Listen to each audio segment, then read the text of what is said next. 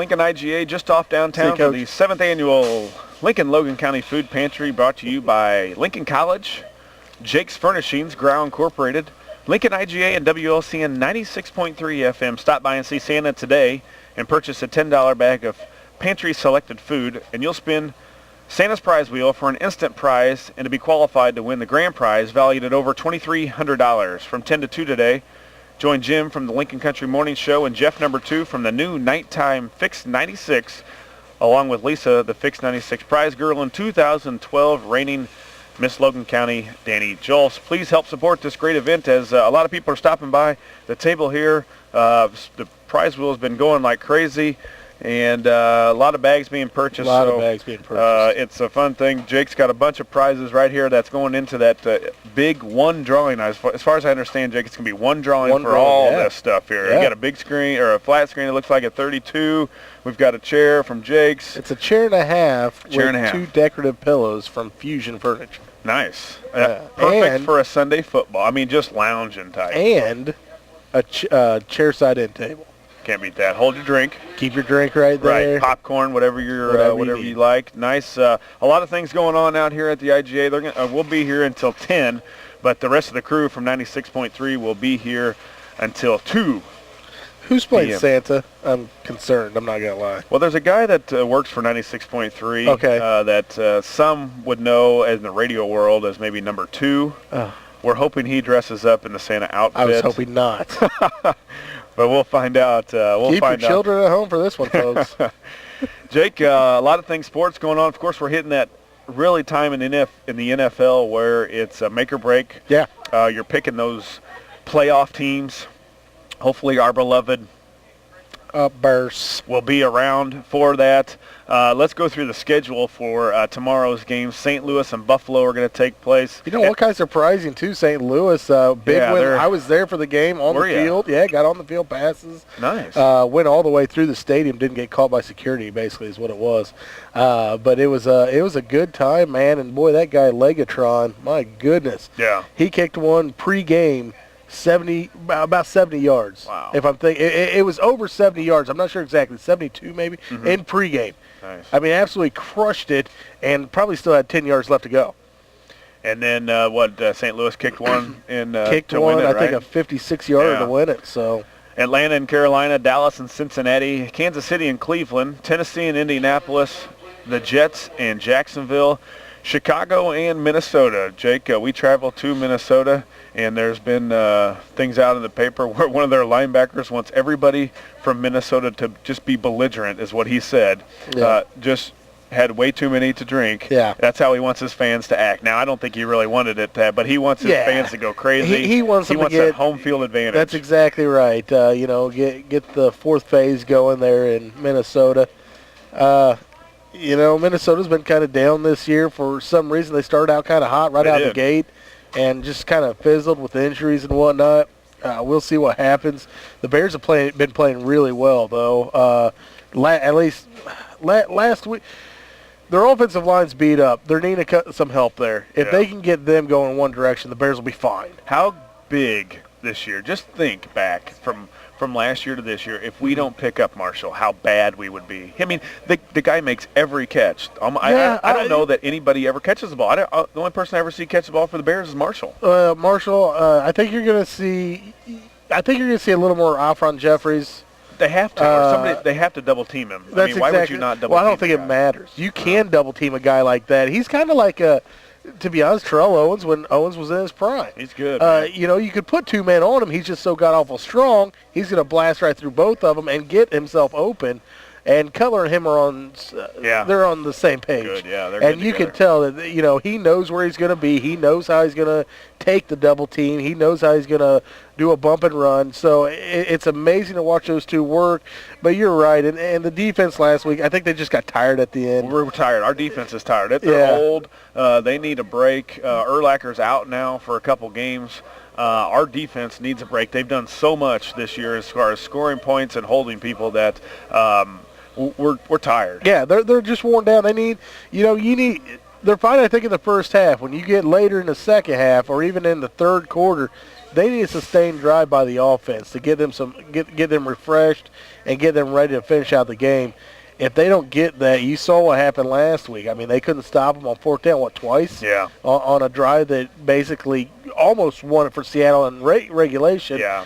Fortunately for the Bears, again, Marshall and Cutler connected, and they got into field goal range, and we gave them a chance to go into the overtime. Yeah, we just talked with Coach Alexander how bad the loss was in a number of different reasons for the Railers last night. Yeah. Boy, that game last Sunday was a bad loss for the Bears because they were up. I mean, they in control against a rookie quarterback, and he doesn't play like a rookie. He's older. He's a mature guy. But I will tell you, however, I think the Bears would be better off if they could make the playoffs if they did not win the division. Think so? I think they would. I think the Bears are more of a kind of a team that needs to be on a run. You know, they need to be hot. If they're not hot, or they get a bye week and it cools them off, I think that could hurt them. Yeah, so. It could, and we need Detroit to win. Detroit and Green Bay play Sunday night. We need a Detroit win. We're big Lions fans right now. Green Bay's playing pretty well right now, and they're right behind us in the division. Philly and Tampa Bay. Pittsburgh and San Diego. Big Ben will be back for Pittsburgh, they say. Baltimore, Washington, Miami and San Fran, New Orleans and the New York Giants, Arizona and Seattle. We talked about that Detroit and Green Bay game Sunday night. And then I think it'll be a good game, New England and Houston on Monday night. Yeah. So some good NFL games going on. Of course, everybody will be watching tomorrow. You know, and my pick, Denver, is still rolling. Denver is rolling, yes. Peyton Manning's figured out or has taught the rest of their receiving core that everybody can catch the ball if you just let me throw it to you. Yeah. And just put your hands up. I'll exactly pretty much right. put it in your hands. And I don't believe I've seen a Peyton Manning team have as many receptions by as many different guys as I have this Denver team. I mean, it's amazing how well they've came together, and it looks like Peyton Manning's basically became the new offensive coordinator there in you think somebody will, when he retires, you think he'll be a coach? I doubt it. You don't think so? No, you know, I think it's like the Michael Jordan rule. He's so good, too good, and he expects everybody else to be at that same level. Well, and I don't know if somebody else can be at that level, except maybe Andrew Luck. I think he'll be. I think he'll be an offensive coordinator the day after he retires. Well, he'll have. Well, he is now. He'll have options. Well, I know, but I'm saying that will be his title. Okay. He will have options like crazy, whether it be college or NFL to. I could see him being a college coach more than an NFL run someone's coach. team, you know. But it'd be interesting to see what boils down. Of course, Denver won on Thursday night over Oakland, 26-13, and a lot of games going on. A lot of people's fantasy seasons are done. Well, are in the playoff round. How you doing? Not bad. I made the toilet bowl again. I did. Yeah. We're renaming the toilet bowl in our league to our team's name. Okay. Bowl. Yep. Yeah. I understand. So that's because we're there every year.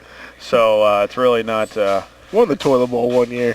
Yeah, in Gusmacher, actually. Yeah, that's the first place loser. Yeah, pretty much. That's pretty much what it was. Yeah, and you get a trophy for it. I wasn't there on the Saturday and could play on Sunday. Got there on Sunday and we blew out everybody. And you get here's a great big old honking trophy with a toilet on it. Toilet on it. Gee, thanks. Let me put that on my mantle. And, Jake, big game coming up. But before we talk about the Illini game tonight in college basketball, let's take a quick commercial break. We've got to pay some bills and thank some sponsors here. We're out at the IGA, Lincoln IGA, for the 7th Annual Lincoln Logan County Food Pantry Drive. Stop on out and see us. We'll be here till 10, but the rest of the crew from 96.3 will be here until 2. You're in the Cheap Seats, 96.3 FM and WLCNonline.com. You're in the Cheap Seats, 96.3 FM and WLCNonline.com at the Lincoln IGA for the 7th Annual Lincoln Logan County Food Pantry. Please stop by. It's brought to you by Lincoln College, Jake's Furnishings, Growl Incorporated, Lincoln IGA, and WLCN 96.3. Stop by and see Santa today and purchase a $10 bag of pantry selected food, and you'll spin Santa's prize wheel for an instant prize and be qualified to win the grand prize valued at $2,300. Stop by. We'll be here for just, about 15 more minutes, Jake, and then the rest of the crew will be here until 2 p.m. So stop on out here. They'll be here until the afternoon. And you hate to see that. Why is Joe, our camera guy, sitting on Santa's lap? Uh-oh. A little too old, Joe. Joe, come on, man. A little too old. Kids lining up, and he's pushing them out of the way to sit on Santa's lap. That ain't right. Yeah. Big guy needs presents, too. Jake? Absolutely. We talked a little bit before NFL. We just talked NFL. Yep. Now we've got Illinois basketball, and the Cubs signed a guy. Oh, yeah. Yay. Not sure. He's from Japan. He's from Japan. So let's just leave it at that. But they did sign it. Fushikiwa. Yes. And quite a bit of money. Don't know anything about him except that he's had 220 saves in 12 years. He's a back of the bullpen guy. He's pitched a lot, though, man. That's something to be kind of concerned about. Well, I'm worried about his age. Yeah, I think he's, 32? 32. Yeah, it's getting up there. I mean, for a pitcher. And especially in Japan, when they're 20, they don't really go through a minor league system. They're in the majors. So we'll see how he reacts to major league hitting. So 30 years old, born in 1980. So, yeah, it'll be another guy. I was waiting to hear something from the Cubs because everybody else is doing something but us, and then we pull this out. And it's a big one. It's a big win. I'll just get off the webpage right now because I'm tired of looking at it already. But well, Theo said it was going to be a tough couple years, so. That's an understatement. Jake, I heard, I didn't know this, McGuire gone from the Cardinals? Yeah, he switched over, went back to L.A., where he's from. He's going to be the hitting coach for the Dodgers now. Really? Yeah. The Cardinals look like they're they did a platoon thing last year with John Mabry as well as McGuire, Mabry being the assistant. Mm-hmm. And I think Matheny just wanted to get a little bit of his guys in there. I think that was part of it. They did offer McGuire a contract, who turned it down. And then also they're moving on. It looks like they're picking up Benji Molina as the assistant hitting coach now. So having Molina brothers. Himself. Benji was the good hitter, actually. He was, if I'm thinking right, he's a switch hitter, too. So.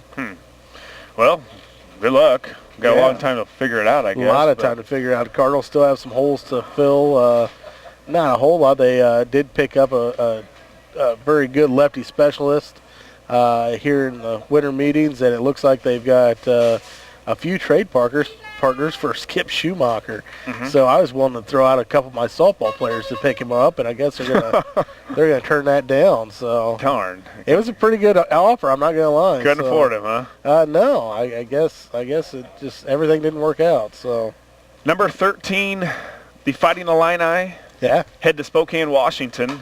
Yesterday, as I read, they left yesterday. Yep. And they are going to be taking on the Zags from Gonzaga, really the team in the last... It's kind of interesting they're playing at Gonzaga, basically. 10 years. You know, that I have a problem with that because last time we played Gonzaga, we had to play them at the United Center. And I understand it's the nuance of NBA stadium and arena and this and that, and the people from Chicago that are Illinois fans can have a closer drive and whatever, this and that. That's not a true home court. Not a home court. I want to play at Assembly Hall with the Orange Crush like crazy. Or something much louder. And now we have to go to, I believe they call it the dog kennel. I'm not sure it'll say across their court when you tune in tonight at 9 o'clock. But now they have their home court. They're playing at home. Let's make them play at the old Supersonic Stadium or something. You know what I mean?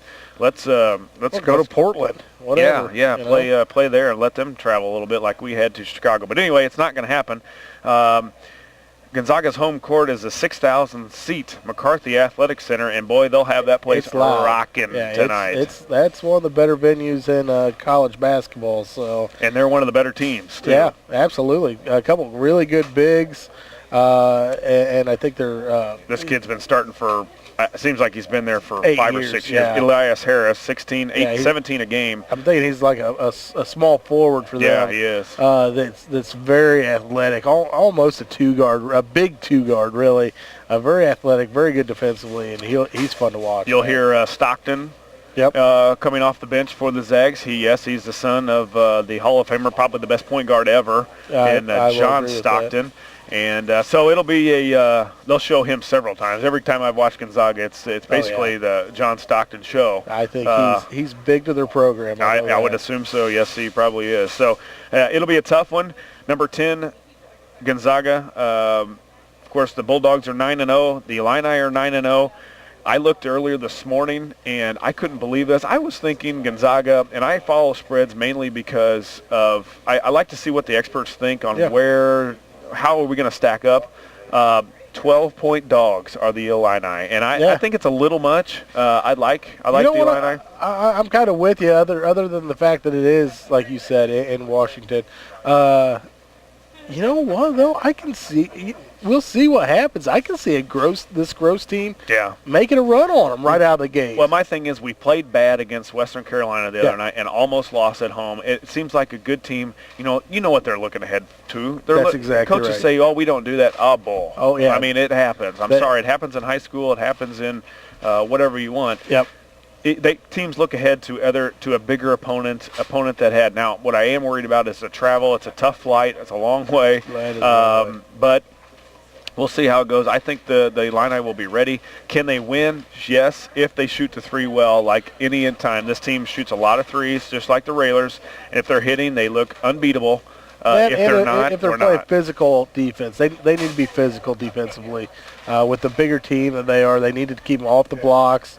And try to get them to shoot some jump shots they're not used to shooting. Looks like that game's going to be on national television on ESPN2 at 9 o'clock tonight.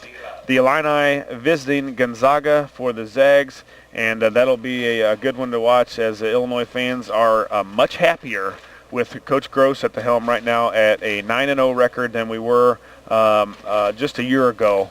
With Coach Weber. Which is odd because last year, didn't we start out real well. 15-0 or something like that? Yeah, we were starting out, but you can see the differences. There's definitely big differences between last year's team and this year's team. And I think, to be honest, Weber just kind of wore thin. Yeah. You know? Yeah, and it was a slow pace. It was a boring game to watch. Yeah. Now the Illini get up and go, and they shoot a little too many threes for my liking, but right now that's all we've got. Well, I tell you what, they're hitting them, though. Yeah. Especially Tyler Griffin. Yeah. Man, is he. I mean, he's been on fire. It's about time because he hasn't done anything for his first 3 years. That's exactly so it's time. You only got one more, buddy. So let's get it going. But, yeah, they're a good one again. 9 o'clock on ESPN2. Hopefully there's not a game before because it always happens to me. I'm watching ESPN2 or ESPN, and they always have a slate of games, which I love, all day long. But that game right before Illinois will be an overtime or something, and it won't start. I won't get to see the Illinois game for 7 minutes into the game already. Yep. Makes me mad, but it'll probably happen tonight, but at least it's on. Yeah. Like I said, this will be a big game. It should be good ratings and everything as well. So it'll be exciting to see our beloved Illini try to take on a top team. So. Yeah. We'll and going into Big Ten play, it's going to be important to get we got more wins. We've got the bragging rights game coming up in a couple weeks. Yep. So that's always a fun one. So we'll see. Last time it looks like. Last year at Assembly Hall, 73-61 in December, actually winning. Last 2 seasons winning 82-75, and last year at Assembly Hall, 73-61 in December 2010 at the Key Arena in Seattle. So we've gotten their number so far in the last 2 years. We gotta do it tonight. Yeah, be a nice big win. They can really jump up at least 2 or 3 spots in the polls if we can get a big win today. Who do you see being a big scorer for tonight?